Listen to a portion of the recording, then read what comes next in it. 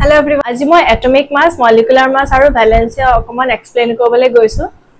First one atomic mass. Atomic mass Niels Bohr scientist জনে explain কৰিছিলে.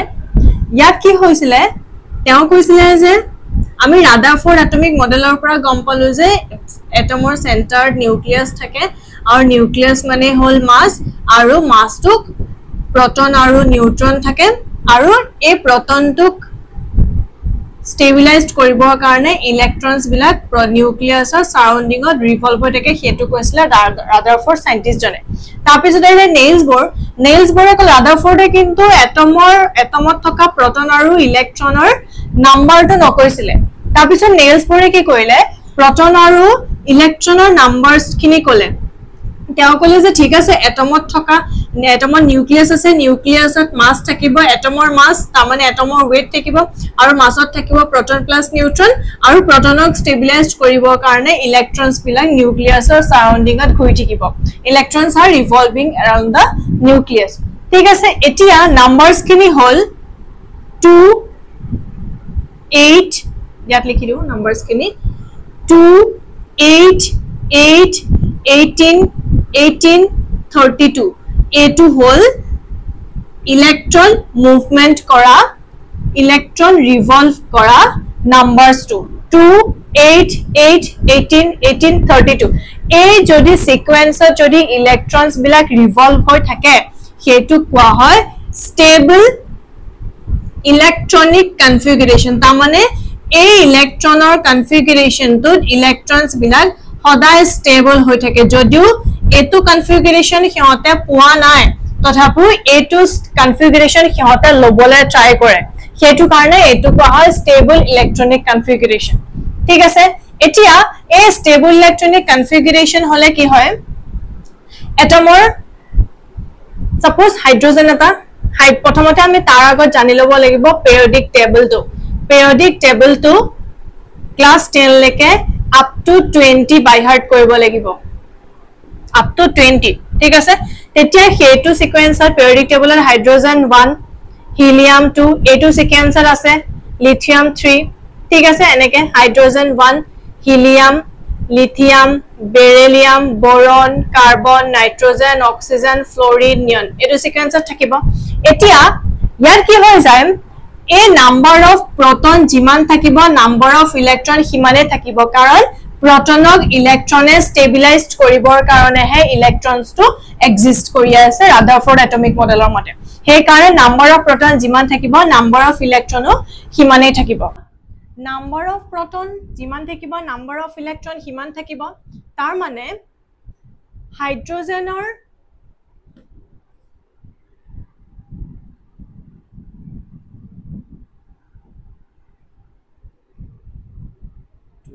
8 8 18 18 32 it whole stable electronic configuration hydrogen or number of proton hole 1 teneke helium or 2 lithium 3 moi symbols kini likhisu de beryllium 4 boron 5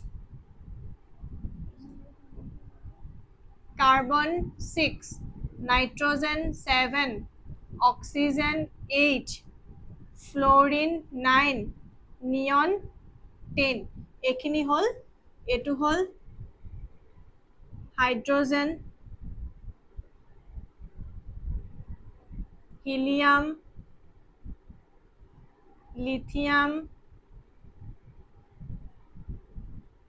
beryllium boron carbon nitrogen oxygen fluorine neon ekini hol element aru ekini hol symbols ঠিক আছে এতিয়া ekini hol number of proton 1 2 3 4 5 6 7 8 9 10 ঠিক আছে number of proton jiman thakibo atomic number o himane thakibo number of প্ৰটনটোকে কোৱা হয় atomic number এটো denote কৰা হয় ক্যাপিটেল Z ইয়াত 1 আছে এটো 1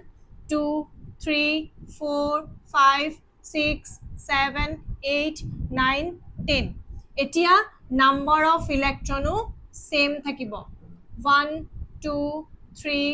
4 5 6 7 8 9 10 হল এখিনি হল number of proton number of atomic number আৰু নাম্বাৰ অফ ইলেক্ট্ৰন এতিয়া প্ৰটন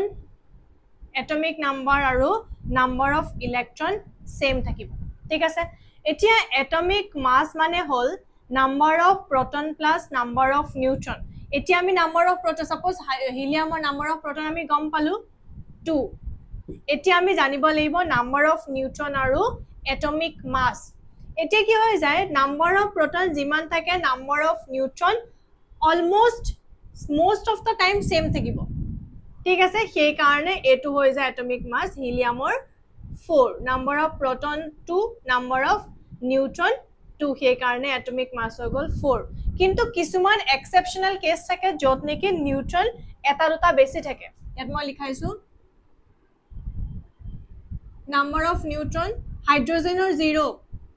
হিলিয়ামৰ 2 লিথিয়ামৰ 4 এটো হল এটমিক মাস 1 ইয়াৰ 4 lithium 7 beryllium 8 boron 9 carbon 12 nitrogen 14 oxygen 16 fluorine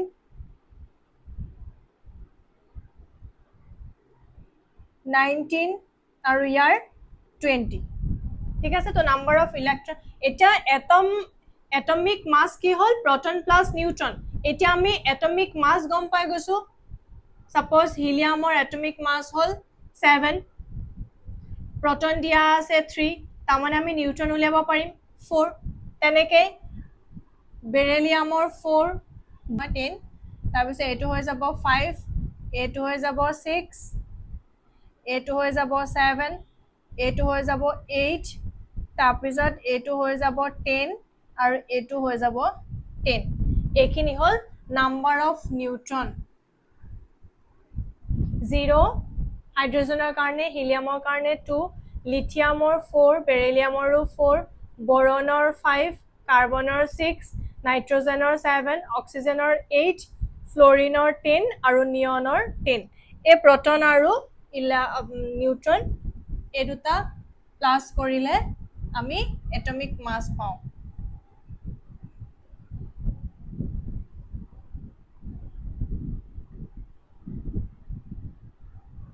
এইকেটা ঠিক আছে তো এইটোৱে আছিল এটমিক মাস মই লিখিছিলো যে লাষ্ট ক্লাছত H2O ৰ এটমিক মাস লিখিছিলো 2 প্লাস অক্সিজেনৰ এটমিক মাস লিখিছিলো 16 এটো অক্সিজেন এটমিক মাস 16 তাৰ পিছত হাইড্ৰোজেনৰ লিখিছিলো 2 তামানে হাইড্ৰোজেনৰ 1 আছিল এটমিক মাস আৰু দুটা হাইড্ৰোজেন আছিল কাৰণে 2 তো সেই কাৰণে 2 + 16 18 হৈ যায় সন্মুখত 2 আছিল এটো কাৰণে মাল্টিপ্লাই বাই 2 36 আছিল কনজাৰ্ভেশন অফ এটমিক মাস কৰোতে এটো এটমিক মাস পাইছে ঠিক আছে তো এনেকে উলিয়াই atomic mass number of proton number of electron আৰু নাম্বাৰ অফ নিউট্ৰন ঠিক আছে এতিয়া মলিকিউলাৰ মাস এটো ৰাব কৰো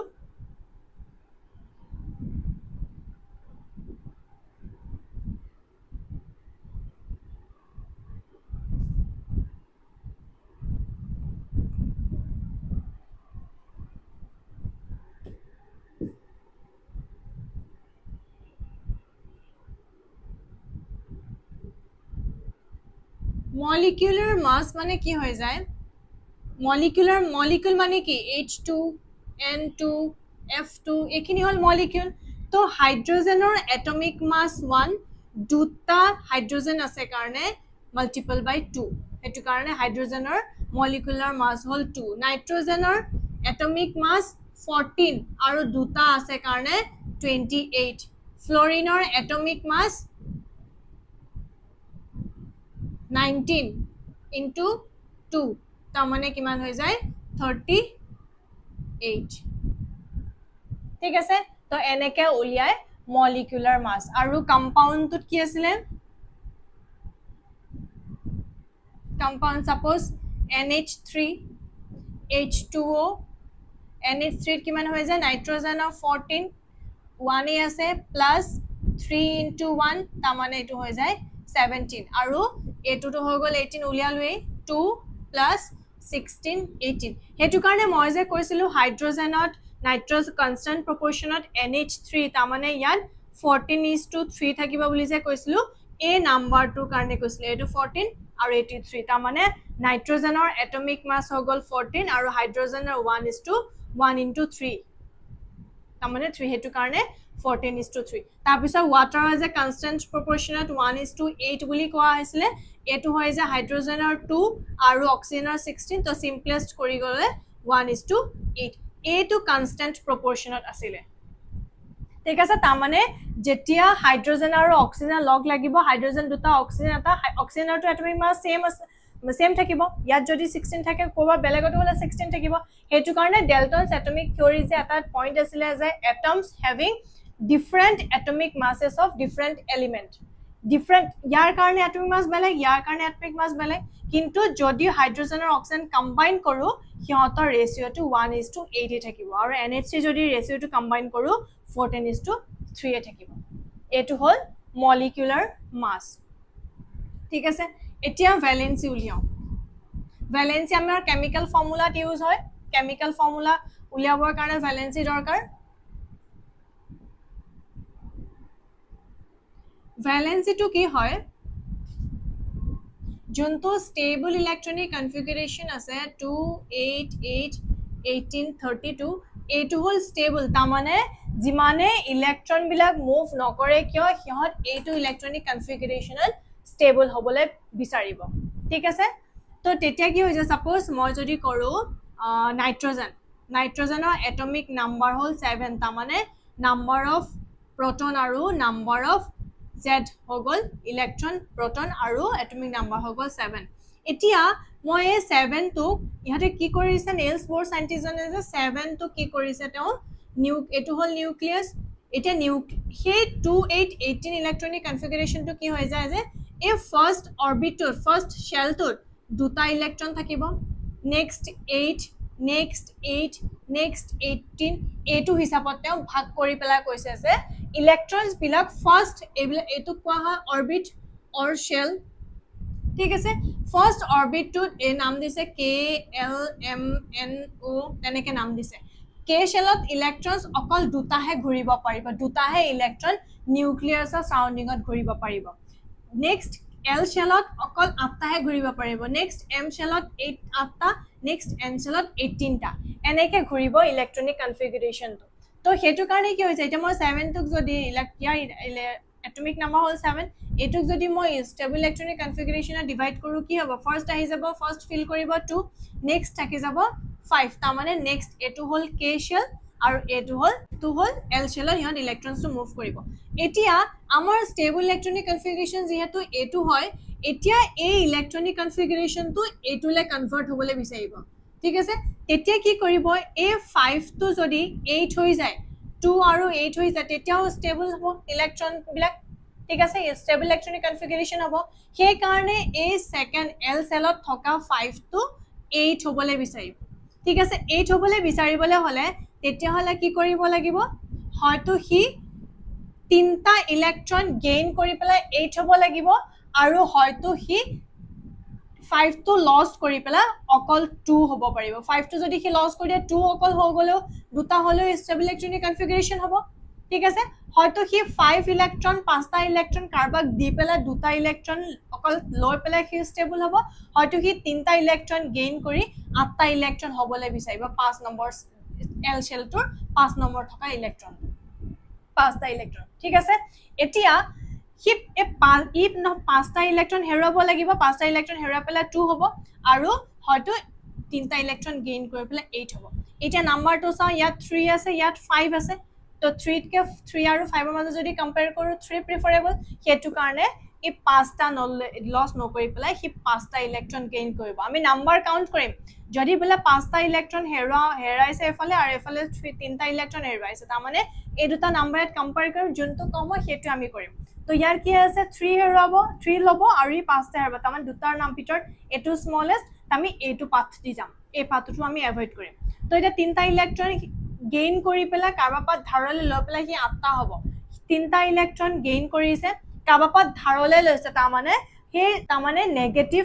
চাৰ্জ সি ক্যাৰি কৰিব তিনিটা ইলেক্ট্ৰন কাৰ্বাপাত ধাৰলৈ লোৱা এটা নেগেটিভ কথা সেইটো কাৰণে তেনেকে মনত ৰাখিম সেইটো কাৰণে ই -3 এল নাইট্ৰজেনৰ হ'ব তেতিয়া ভ্যালেন্সি এটো কোৱা হয় ভ্যালেন্সি তাৰমানে -3 যদি আমি নাইট্ৰজেন নিলিখি পেলা যদি N3 নেগেটিভ লিখো এটো বেছি ষ্টেবল কাৰণ ই যে already stable electronic configuration fulfil হৈ আছে সেইটো কাৰণে ই N3 নেগেটিভটো বেছি ষ্টেবল ঠিক আছে বুজিলা ভ্যালেন্সি এতিয়া আৰু এটা চাওঁ লিথিয়ামৰ এটমিক নাম্বাৰ হল 3 ইয়াৰ কাৰণে পিৰিয়ডিক টেবলটো জানিব লাগিব এটমিক নাম্বাৰ হল 3 এটো যদি মই ষ্টেবল ইলেক্ট্ৰনিক কনফিগাৰেচন যদি ডিস্ট্ৰিবিউট কৰি দিও 2 1 তাৰমানে এই দুটা পাথ আছে এই 1 টো হলে 8 হবলে হলে 7টা ইলেক্ট্ৰন গেইন কৰিব লাগিব আৰু ফাৰ্স্ট পাথটো হল যে দুটা ইলেক্ট্ৰন লছ কৰি পেলাই এটা ইলেক্ট্ৰন লছ কৰি পেলাই 2 হ'ব লাগিব ঠিক আছে এতিয়া আমাৰ প্ৰিফাৰেন্স কোনটো দিম পাথটো এই পাথটো দিম কাৰণ ইয়াত এটা আছে 7টা আছে 7টা ইলেক্ট্ৰন আৰু এটা ইলেক্ট্ৰনৰ মাজত এটা ইলেক্ট্ৰনটো আমি প্ৰিফাৰ কৰিম সেইটো কাৰণে এতিয়া আমি এই পাথটো চুজ কৰিম এই পাথটো চুজ কৰিবলৈ এটা ইলেক্ট্ৰন হেৰুৱালে এটা ইলেক্ট্ৰন হি কাৰ্বাক দিলে তাৰমানে এটা ইলেক্ট্ৰনটো দিলে কাৰণে 2 আৰু 1 হল তাৰপিছত নেক্সটত 2 হল এতিয়া এটা ইলেক্ট্ৰন দিলে কাৰ্বাক এটা ইলেক্ট্ৰন ধাৰলে দিছে ধাৰলে দিয়াটো এটা ভাল কথা তাৰমানে পজিটিভ 1 ঠিক আছে তেতিয়া হলে লিথিয়ামৰ ভ্যালেন্সি হৈ গল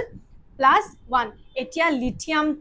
লিথিয়াম হিচাপে নাথাকি পেলাই এক্সিষ্ট নকৰি পেলাই লিথিয়াম পজিটিভ হিচাপে এক্সিষ্ট কৰে তাৰমানে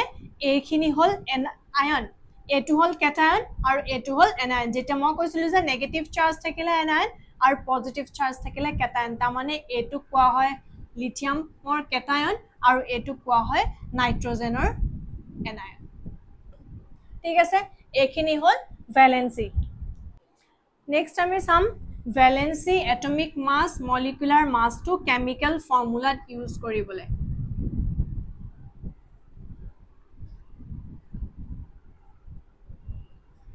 suppose formula first আমি start কৰো sodium chloride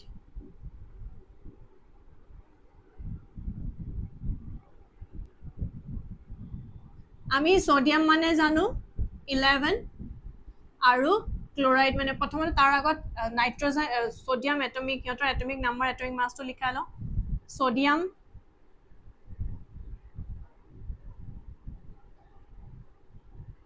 magnesium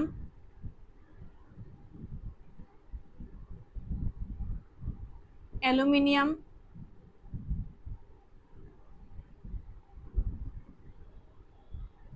silicon phosphorus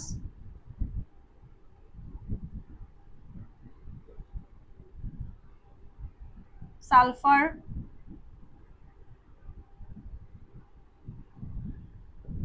chlorine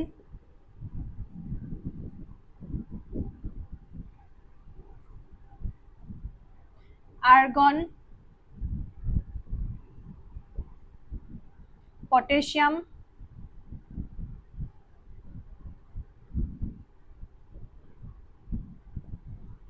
আৰু লাস্ট 22 হৈ গল ক্যালসিয়াম এটো atomic number হল 11 12 13 14 15 16 17 18 19 20 এটো atomic number of proton আৰু number of electron আমি যেটো গম পালোই এতিয়া atomic mass ইয়াৰ হৈ যায় 23 24 27 28 31 32 35.5 40 39 40 এটো হৈ গল নিউট্ৰন নিউট্ৰন হলে আমি ইয়াৰ পৰা 23 পৰা 11 মাইনাস কৰিম তামানে পাম 12 এটো মাইনাস কৰিম 12 এটো 14 এটো 14 এটো 16 এটো 16 এটো 18.5 এটো 22 এটো 20 আৰু এটো 20 তো এখিনি হৈ গল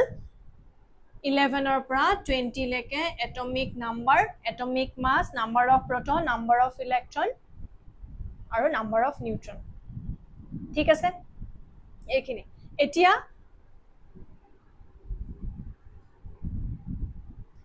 jetia mo chemical formula bonam chemical formula tetia ki hobo a atomic mass ke dorkar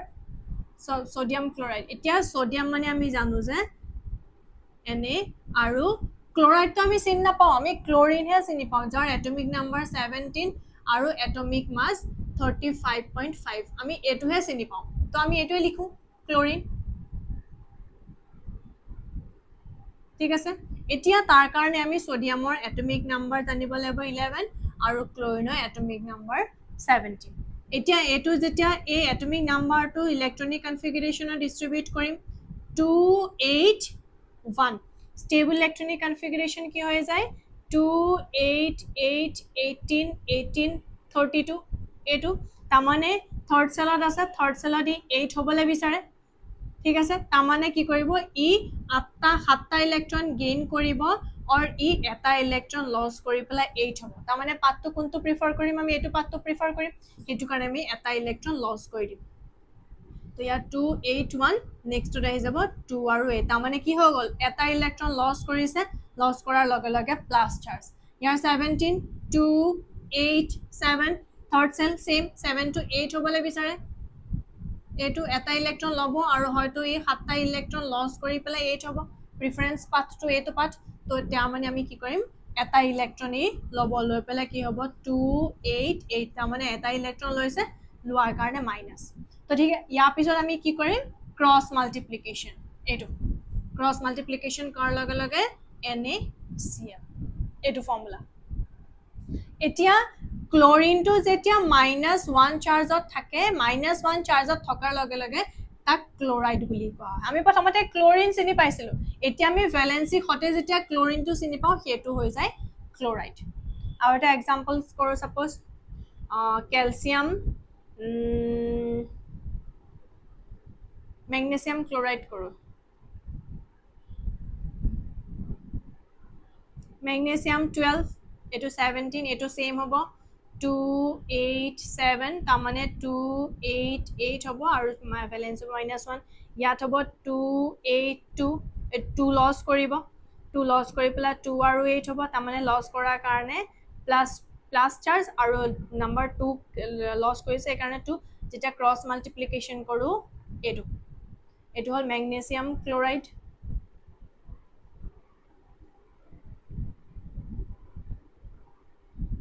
তামানে ফৰ্মুলাটো হৈ যায় MgCl2